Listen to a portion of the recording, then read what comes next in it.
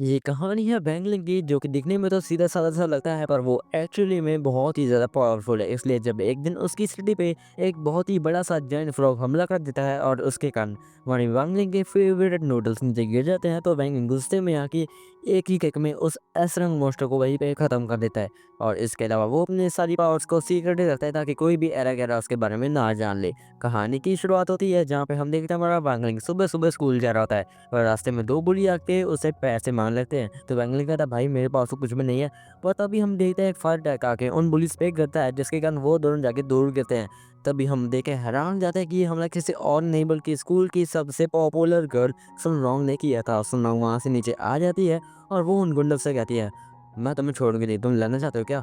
और वो दोनों गुंडे कहते नहीं, हम लड़कियों के साथ नहीं लड़ते और ये कहकर वो दोनों वहाँ से भाग जाते हैं। और सुनरोंग बैंगनी से कहती है कि मैं तुम्हें हमेशा प्रोटेक्ट करूँगी और बैंगिंग उसको 10 रुपये दे देता है और फिर वो वहाँ से चला जाता है और सबका रिएक्शन तुम देख ही सकते हो। इसके बाद हम देखते हैं हमारे स्टूडेंट्स का टेस्ट शुरू होने वाला है, जहाँ पे स्कूल का टीचर सभी बच्चों को बता रहा होता है, बच्चों आज तुम सबका स्पिरिचुअल पावर का टेस्ट होने वाला है और जो भी इसमें अच्छा परफॉर्म करेगा वो एलाइट क्लास में जाएगा और जो गंदा परफॉर्म करेगा वो सीधा घर जाएगा। इसके बाद हम देखते हैं सबसे पहली बार स्टोव मुंह से दिखने वाले लड़के की होती है और जब वो क्लास के अंदर जाता है तो उसके सामने बहुत ही बड़ा जायंट फ्रॉग आ जाता है, जिसके कारण उसकी फट के हाथ में आ जाती है। तब स्कूल का प्रिंसिपल बच्चों से कहता है बच्चों डरने की कोई बात नहीं है, ये बस उस फ्रॉक की एक नकली सी कॉपी है और कुछ नहीं है। और वो लड़का कहता अच्छा ऐसी बताइए मैं कॉपी चट गया नहीं, ऐसा नहीं है, मैं इसको खत्म करके रहूंगा। तभी वो पूरा जोल का के एक पंच उस फ्रॉक पे मारता है पर फ्रॉक की स्पिरिचुअल पावर इतनी ज़्यादा थी जिसके कारण वो बंदा जाके पीछे गिरता है और वो उस टेस्ट में फेल हो जाता है। इसके बाद एक-एक करके सभी बच्चे अपना टेस्ट देते हैं पर सभी इसमें फेल हो रहे थे। इसके बाद बारी आ जाती है उस टैकलू की जिसका नाम चैन चाओ है और वो पूरा जोल का के एक पंच उस फ्रॉक पे मारता है जिसके कारण वो स्कोर बहुत ही बड़े कर पाता है और वो सीधा एलाइट क्लास में एंटर हो जाता है। इसके बाद बारी आ जाती है मैं सुन रहा हूँ कि जो कि पूरा ज़ोर लगा के एक पंच उस फ्रॉक में मार देती है और वो फ्रॉक को पीछे ही धकेल देती है और उसका स्कोर आया था 2019, मतलब ये एनीमे 2019 में आया था और वो भी एलाइट क्लास में एंटर हो जाती है। इसके बाद बारी आ जाती है हमारे वैंगलिंग की जो कि बहुत ही ज़्यादा पावरफुल है, ये तो तुम्हें पता ही है। और जब वो एंटर होता है तभी फ्रॉक की फट के हाथ में आ जाती है क्योंकि उसको सभी फ्लैशबैक आने लगते हैं। तभी हमें एक फ्लैशबैक दिखाया जाता है जहाँ पे हम देखते हैं हमारे वैंगलिंग को जो कि नूडल्स खा रहा होता है, पर तभी हम देखते हैं एक हीरो को जो कि इस फ्रॉक पे हमला करता है पर फ्रॉग उसे एक ही चिम्माट में नीचे दबेड़ देता है और फ्रॉग कहता अब देख तेरा मैं क्या करूँगा, मैं तुझे खत्म कर दूंगा। पर तभी वैंगनी सामने आ जाता है और वो कहता कि नहीं यार तुमने मेरे नूडल्स को नीचे कैसे गिरा दिया, अब देख तेरा मैं क्या करूँगा। तभी वैंगली एक ही किक में उस मॉन्स्टर को वहीं पे खत्म कर देता है और वो फ्रॉग प्रेजेंट में कह रहा था वैंगली भाई प्लीज छोड़ दे मुझको, प्लीज छोड़ दे यार। तो वैंगली कहता है नहीं, तुमने मुझे बहुत परेशान किया था, तुमने मेरे फेवरेट नूडल्स को नीचे गिराया था, अब देख तेरा मैं ख्याल करूंगा। और वैंगली अपनी फ्रीक्वेंसी को मिनिमम पे सेट करके एक पंच उस पे मार देता है जिसके कारण फ्रॉग तो भाई चारों खानों-चित हो जाता है और सब कुछ तहस-नहस हो जाता है और सभी बच्चे कह रहे थे ये चल क्या रहा है? ये बच्चा इतना ज़्यादा पावरफुल कैसे हो सकता है? तभी प्रिंसिपल वहाँ पे भागा-भागा आता है और वो कहता है फ्रॉगी, फ्रॉगी तुम ठीक तो हो ना? और फ्रॉगी कहता है जी प्रिंसिपल साहब मैं अब और नहीं जी सकता, मुझे जाना होगा। तभी वैंगलिंग अपनी शक्तियों का यूज़ करता है और वो देखता है कि फ्रॉगी अभी भी ज़िंदा था, वो तो बस बेहोश होने का नाटक कर रहा है। इसके बाद हम देखते हैं हमारा प्रिंसिपल वांगलिंग से कहता है वांगलिंग तुम एलाइट क्लास के अंदर एंटर हो चुका है और वांगलिंग कहता है क्या भाई मुझे वहाँ पर नहीं जाना। इसके बाद हम देखते हैं सीन एकदम से शिफ्ट होता है जहाँ पे हम देखते हैं हमारे वांगलिंग की क्लासेस आज से शुरू हो चुकी है और वांगलिंग का टीचर है जिसका नाम पैन है और वो सभी बच्चों से कह रही थी बेटा मैं तुम सबकी आज से क्लास टीचर हूँ और मेरा नाम पैन है, उम्मीद करती हूँ कि मैं तुम सबको अच्छा पढ़ा सकूंगी। इसके बाद वो सभी बच्चों को स्पिरिचुअल एनिमल को दूसरी दुनिया से समन कैसे किया जाता है वो सिखा लेते हैं और वो कहती है बच्चों इस तरीके से तुम एनिमल्स को समन कर सकते हो और मुझे आशा है कि तुम सब ये बात आसानी से समझ चुके होगे। और सबसे पहली बार में चेनचाओ की होती है वो इस जादू को ट्राई करता है तभी हमारा चेनचाओ पूरी जोश में आके कहने लगता है हे स्पिरिचुअल पावर, हे गॉड मुझे शक्ति दो ताकि मैं दूसरी दुनिया से एनिमल को समन कर पाऊँ, प्लीज मुझे शक्ति दो। और वो बहुत ही ओवर एक्टिंग कर रहा था और वो टीचर कहती है चेनचाओ इतनी भी ओवर एक्टिंग करने की कोई भी जरूरत नहीं है। तभी चेनचाओ पूरा जोर लगा देता है और वो समन करता है एक गंदी सी लड़की की छड़ी को और ये देखे सभी लोग हंसने लगते हैं पागलों की तरह। इसके बाद बारी आती है हमारे सुनने की जो कि पूरा जोर लगा के अपनी एनर्जी यूज करती है और वो अपने सामने गंदे से कुत्ते को ले आती है और सभी स्टूडेंट्स कहने लगते हैं अरे वाह भाई क्या डॉक्टर समन किया, बहुत बड़े काम किया तुमने सनरोंग। और सनरोंग मन में कह रही होती है अरे भाई ये क्या चीज़ समन हो गई, मैं तो कुछ और समन कर रही थी। इसके बाद टीचर देखते हैं कि वांगली वहाँ पे अकेला कोने में बैठा होता है और टीचर उससे कहते हैं चुनू तू कुछ क्यों नहीं करा। तो वांगली कहता है हाँ क्या दिक्कत की भाई मुझे भी कुछ करना होगा क्या। तो भी वांगली पूरा मन लगा के फोकस करता है और वो कहता है ये स्पिरिचुअल बॉडीज में सामने जाओ, कोई ना कोई बॉडी मेरे सामने आ जाओ। तभी हम देखते हैं वहाँ पे एकदम से ब्लास्ट हो जाता है और हम देखते हैं वहाँ पे वही फ्रॉगी सामने आ जाता है और फ्रॉगी कहता है, अरे भाई मेरे बाप मेरा पीछे छोड़ दे। और वंगली कहता है, अरे भाई तू फिर से सामने आया, तूने मार खानी है क्या मेरे से? तभी टीचर कहते हैं, बच्चों डरने की कोई ज़रूरत नहीं है, मैं इसको हैंडल कर लूँगी। तभी वो टीचर सुनरोंगी कुत्ते को पकड़ती है और अपने जादू का यूज़ करके उस फ्रॉग और उस कुत्ते को मिला देते हैं, जिसके कारण वो फ्रॉग एक कुत्ते में बदल जाता है। सभी बच्चे कहते हैं, अरे भाई कितना क्यूट क्यूट डॉग है भाई, इसका नाम आज से फ्रॉगी रखते हैं हम। और फ्रॉगी कहता था, अरे भाई कहाँ फंस गया? और हमारा बैंगन चुपचाप वहाँ से चला जाता है। इसके बाद हमें वो सीन दिखाया जाता है जहाँ पे हमारा वांगलिंग पैदा होने वाला था और उसके डैड ऑपरेशन रूम के बाहर ही बैठे थे, उसका वेट कर रहे थे। तभी हम देखते हैं ऑपरेशन रूम में से एकदम विस्फोट हो जाता है और नस सोता हुआ चेहरा लेके बाहर आती है और उसके डैड को लगता है कि उसका बेटा बच नहीं पाया और नस कहती है, रुकिए सर आप रो क्यों रहे हैं? तभी हम देखते हैं वांगलिंग नंगा ही उनके सामने चल के बाहर आ जाता है, जिसके कारण उसके डैड वहीं पे बेहोश हो जाते हैं। इसके बाद सीन शिफ्ट होता है जहाँ पे हम देखते हैं हमारे वांगलिंग को उसकी डैड थोड़ा सा परेशान कर रहे होते हैं और उसको कह रहे होते हैं, बेटा ये स्वॉर्ड मत तुम्हारे लेके आओ, उसको पकड़ के देखो, बहुत ही बढ़िया स्वॉर्ड है यार, बहुत ही बढ़िया स्वॉर्ड है ये। और उसकी मॉम कह रही थी, अरे आप भी ना बेफालतू खर्चा कर देते हैं। और उसके डैड कहते हैं, नहीं नहीं ऐसी बात नहीं, ये स्वॉर्ड अपने बेटे के लिए लेके आए। और वो दोनों पागल की तरह हंसना चालू कर देते हैं और इधर हमारा वांगलिंग मन में सोच रहा होता है, अरे भाई इन दोनों को क्या करूंगा, मेरे सर में दर्द हो रहा है भाई, एक बच्चे को थोड़ा सा शांति चाहिए भाई मेरे को। तभी उसके डैड कहता है, बेटा ये स्वॉर्ड पकड़ के देखो। और वांगलिंग कहता था, अरे भाई मुझे छोड़ो यार। तभी वांगलिंग कहता है कि मुझे इन दोनों के मन की बात अच्छे से सुनाई दे रही है और उसके डैड मन में कह रहे होते हैं, ये स्वॉर्ड मैं अपने बेटे के लिए लेके आऊँ, ये स्वॉर्ड बहुत ही महंगी है और ये स्वॉर्ड मैं अपने बेटे को पकड़ा के बहुत ही बड़ा स्वॉर्ड मैं बना के दिखाऊंगा। और उसकी मॉम मन में कह रही होती है, तुम्हें क्या लगता है ये स्वॉर्ड इतनी आसानी से हमें मिल जाएगी, बल्कि ये स्वॉर्ड तो नकली है। और वांगलिंग सोच रहा था, अरे भाई अगर मैंने इस स्वॉर्ड को पकड़ लिया और ये टूट गई, ये स्वॉर्ड टूटेगी, मेरी मॉम डैड का रिश्ता भी टूट सकता है और ये तो मैं बिल्कुल भी नहीं चाहता।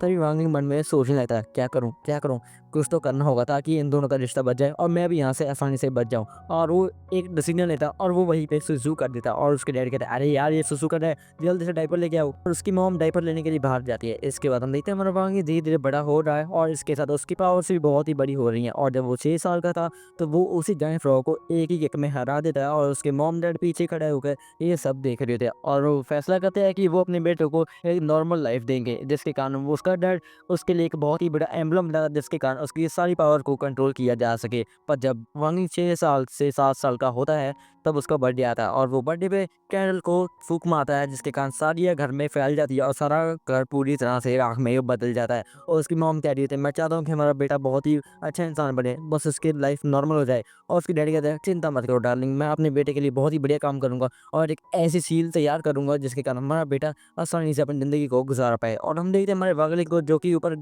खड़ा होकर ये सब बातें सुन रहा था और वो सोच रहा था, कोई बात नहीं मॉम डैड, मैं आपका नाम रोशन करके ही रहूँगा। इसके बाद अगले दिन हम देखते हैं हमारे बंगली को जो कि सुबह-सुबह स्कूल गया होता है और हम देखते हैं आज इलेक्शन चल रही होती है स्कूल में और एक तरफ हमारे चंचा और गुहाव खड़े होते हैं और दूसरी कैंडिडेट और कोई नहीं बल्कि हमारी सोनरोंगी होती है। और बंगली कहता है, थू मुझे कुछ नहीं लेना देना भाई तुमसे, मुझे तो बस मेरे नूडल चाहिए। तभी बंगली को शॉप नजर आती है जहाँ मेरे नूडल्स बेचे जा रहे थे और बंगली भाग के वहाँ पे जाता है। तभी हम एक इंसान को देखता है जो कि सारी की सारी शॉप को खरीद लेता है और सभी बच्चे कह रहे होते हैं, क्या तुम्हें क्या कर रहे हो? और कहता है, एक काम करो, अगर तुम्हें इनमें से कुछ भी चाहिए तो फ्री में ले सकते हो, पर इसलिए बदले तुम्हें सुन रहा हूँ को वोट करना होगा। और सभी बच्चे कहते हैं, थू मैं नहीं करूँगा वोट, और वो सब वहाँ से चले जाते हैं। तभी हम भी थे वहाँ पे चेंचो और गुहाओ भी आ जाते हैं और वो कहते हैं, नहीं हम तुम ऐसा नहीं कर देंगे, तुम चीटिंग कर रहे हो। तभी हम देखते हैं वहाँ पे सुन रहा भी आ जाती है और वो कहती है, तुम सब क्या बोल रहे हो? और चेंचो कहता है कि नहीं तुम चीटिंग करी हो, तुम गलत काम करी हो। और सुन कहती है, अरे यार मैंने ऐसा कुछ भी नहीं किया। तभी वांगलिंग कहता, सुन रहा हूँ मैं तुम्हें 5 वोट दूंगा, इसके बदले मैं 5 नूडल के पैकेट लेना चाहता हूँ। और सोना कहती है, हाँ हाँ जैसी तुम्हारी मर्जी। अब वो मन में सोचने लगती है, अरे यार मुझे जब भी हेल्प की जरूरत होती है तो ये वहाँ पे कैसे आ जाता है। इसके बाद वांगलिंग वहाँ से 5 नूडल के पैकेट ले लेता है और सुनना कहने लगती है, तुम सभी मेरे दोस्त हो और तुम जो चाहो फ्री में यहाँ से ले सकते हो। और सभी बच्चे पागलों की तरह सभी चीज़ों पे टूट पड़ते हैं और एक एक करके सभी शॉप को खाली कर देते हैं। और तभी सुनना अपना फाइनल मूव खेलती है और सभी बच्चों पे अपना सेडिक्टिव जादू अप्लाई कर देते हैं, जिसके कारण सभी बच्चे उसके वश में आ जाते हैं और वो मनी मन बहुत ही खुश हो रही थी। तभी उसको रियलाइज होता है कि वेट अ सेकंड, वांगलिंग कहाँ गया। तभी उसका गार्ड कहता है, मैम वांगलिंग तो चला गया और वो आपके लिए एक बॉल लेके गया। और सुना कहती, क्या मतलब अपने नूडल्स के बदले वो मुझे एक बॉल देगा, बहुत ही सुंदर बॉल है ये तो। इसके बाद वांगलिंग वहाँ से जा रहा होता है। इसके बाद हम देखते हैं सीन शिफ्ट होता है जहाँ पे हम देखते हैं सभी बच्चे सुन के जादू के वश में होते हैं और क्लास में स्कूल का प्रिंसिपल आ जाता है और वो कहता है, बच्चों आज मैं तुम्हें सेडिक्टिव जादू के बारे में बताने वाला हूँ। और सुन कहते, क्या इनको कैसे पता चला मैं जादू के बारे में? और वो कहते हैं, बच्चों मेरी बात ध्यान सुना, ये जादू करने के लिए आपको सबसे पहले अपने किसी दोस्त को गिफ्ट देना होगा और उसके बाद एक मंत्र पढ़ना होगा जिसके कारण वो व्यक्ति आपके काबू में आ जाएगा, जो कि सुन ने बिल्कुल सेम जादू किया है। तभी गुहा पूछते हैं, सर पर ये बताइए इस जादू को हम तोड़ कैसे सकते हैं? और कहता है तोड़ कैसे सकते हैं? इसको सिर्फ़ बहुत ही ज़्यादा स्पिरिचुअल शक्ति वाला इंसान तोड़ सकता है। और तभी हम देखते हैं हमारे वांगलिंग को जो कि सुनरों की तरफ स्माइल करते हुए देख रहा था और सुनरा शर्मा जाती है और वो सोच लेती है क्या ये मुझे पसंद तो नहीं करने लगा, मुझे कुछ भी समझ में नहीं आ रहा। तभी वांगलिंग थोड़े से अजीब इशारों से उसकी तरफ कहने लगता है और सुनरों को लगता है कि वो उसको जो गोली दी थी उसे खाने के लिए कह रहा है और सुनरों उस गोली को खा लेती है और वांगलिंग का मुंह तुम देख ही सकते हो। और तभी हमें उसकी मॉम का फ्लैशबैक दिखाया जाता है जहाँ पे उसकी मॉम ने बताया था कि ये गोली स्पिरिचुअल पावर को कम करने वाली है और ये खाते ही सुनरों तुम्हारी पूरी तरह से नशे में धुन हो जाती है और उसका जादू सभी लोगों से हट जाता है। सभी बच्चे अपने अपने होश में आ जाते हैं। तभी प्रिंसिपल कहता है कि सुन रहा ये काम कर, तुम आ गया हो, तुम सभी बच्चों को बताओ कि ये जादू कैसे किया जाता है। तभी सुन रहा खड़ी होकर वहां से आगे चलने लगती है और तभी एकदम से वो फिसल जाती है पर पीछे वांगलिंग आके उसे बचा लेता है और सुन रहा कि तुम्हारा बहुत बहुत शुक्रिया। तभी प्रिंसिपल कहता है तो तुम छोड़ो यार, ये काम करो वांगलिंग, तुम इस जादू के बारे में बताओ। और वांगलिंग उसको छोड़ देता है जिसके कारण वो नीचे जाके गिरती है और उसका कह रही होती है अरे वांगलिंग तुम सत्यानाश हो, तुमने मुझे गोली क्यों खिला दी। इसके बाद हम देखते हैं हमारे चैन चाओ को जो कि आज से स्कूल का मॉनिटर बन चुका है और सभी लोग बहुत ही खुश होते हैं। और हम देखते हैं हमारे वांगलिंग को जो कि स्कूल से छुट्टी के वक्त जा रहा होता है और संगम भी उसके सामने ही खड़ी होती है। और हम देखते हैं हमारे स्कूल का प्रिंसिपल जो कि एक व्यक्ति से वांगलिंग के बारे में बात कर रहा होता है और ये व्यक्ति कोई और नहीं बल्कि मजोई है। इसका मैं तुम्हें आगे बताऊंगा, पता चल जाएगा तुम्हें।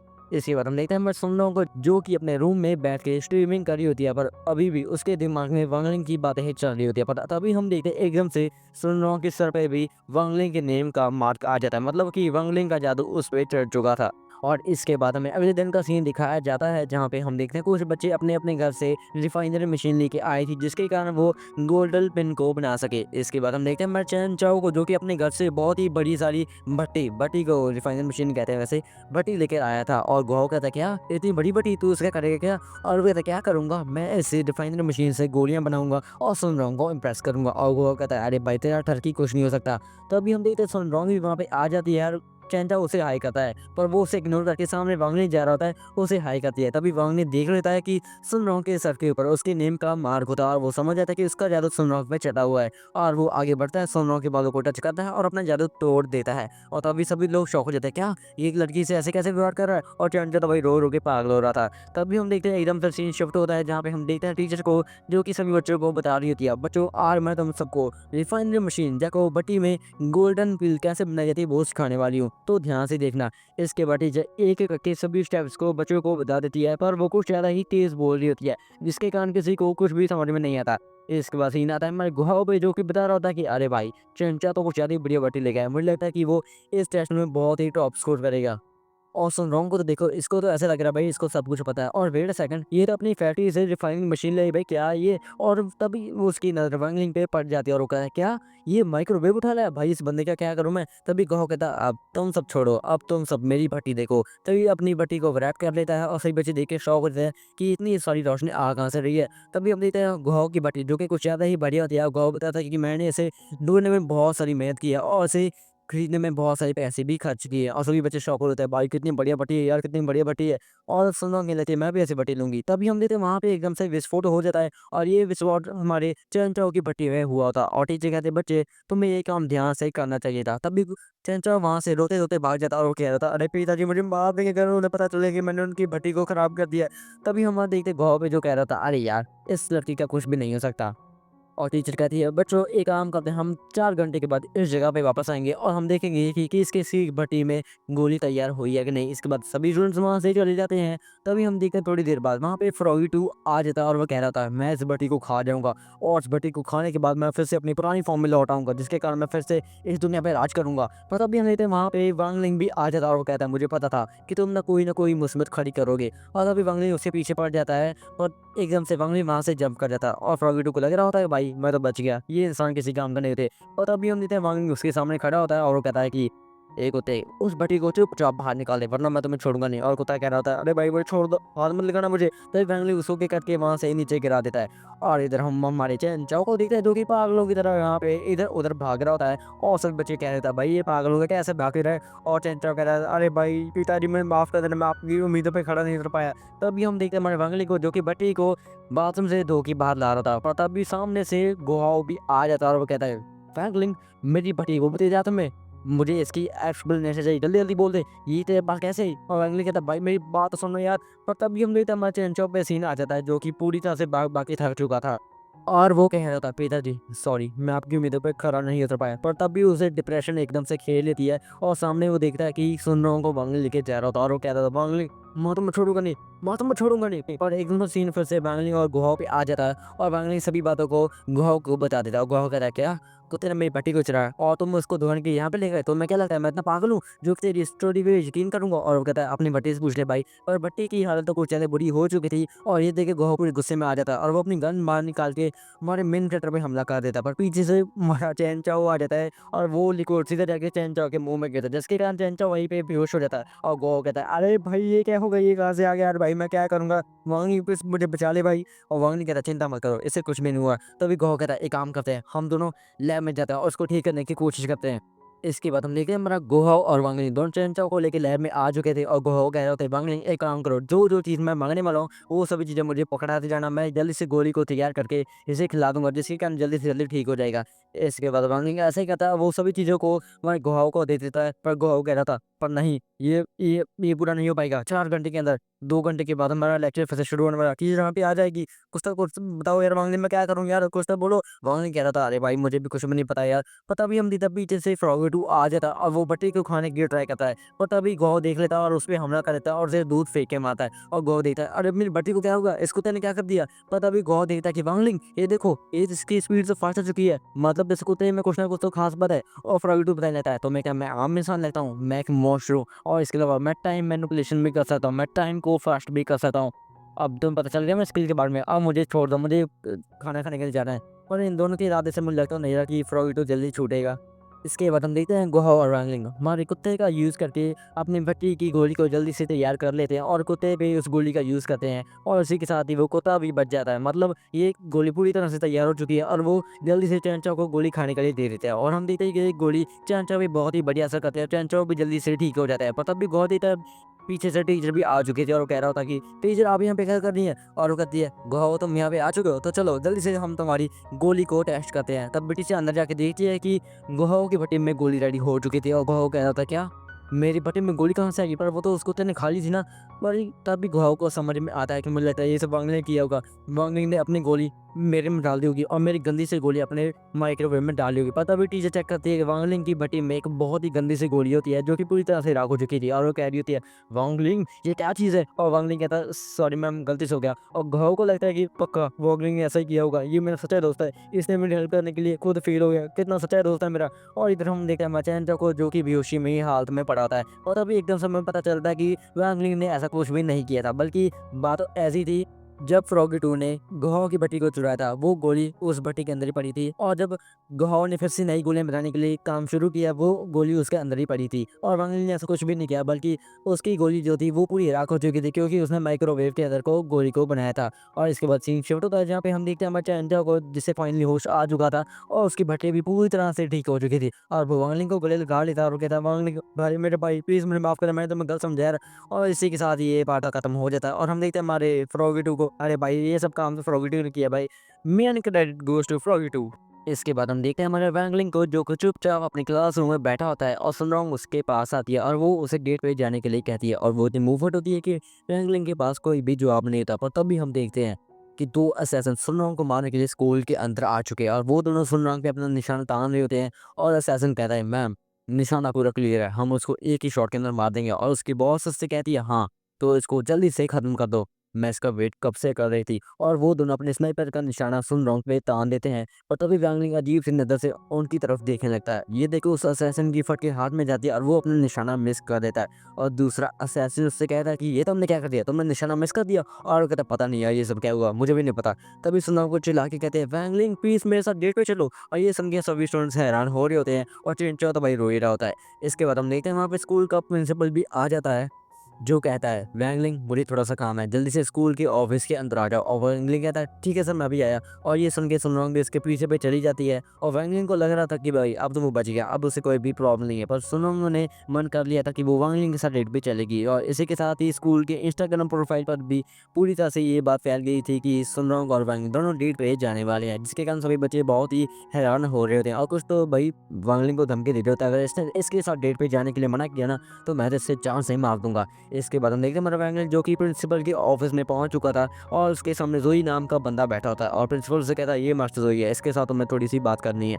और मास्टर जोई कहता है बहुत बड़े काम के प्रिंसिपल सर आपने, आप थोड़ा सा। तो प्रिंसिपल कहता है जी सर मैं अभी थोड़ा सा बाहर वेट करता हूँ। इसके बाद जोई हमारे वैंगलिन से पूछता है तुम ही वही वैंगलिन हो ना, वही छोटे से बच्चे जिसने उस एस रैंक मॉन्स्टर को एक एक में हरा दिया, इतना बड़ा मॉन्स्टर और तुमने बस एक एक का यूज करके उसका हरा दिया, ये कैसे हो सकता है। और वैंगलिन कहता है अरे भाई क्या करूं मैं, लोगों के कहाँ से पीछे रहते हैं। और वो हमारे वैंगलिन के चरणों में गिर पड़ता है और वो कहता है कि मास्टर मास्टर आप मेरे मास्टर बन जाइए प्लीज, आप मुझे बताइए ना आप इतने ताकतवर कैसे। सबको लगता है मैंने उस मॉन्स्टर को हराया, पर नहीं ये सच नहीं है, आपने उस मॉन्स्टर को एक एक में हरा दिया था। और वैंगलिन कहता है 50%। और वो कहता है 50%। और कहता है हाँ 50%, आज के लिए जो बातें हुई तुम उसको 50% के लिए भूल जाओगे। और वो अपने जादू का यूज़ करके जोई को सभी बातें भुला देता है।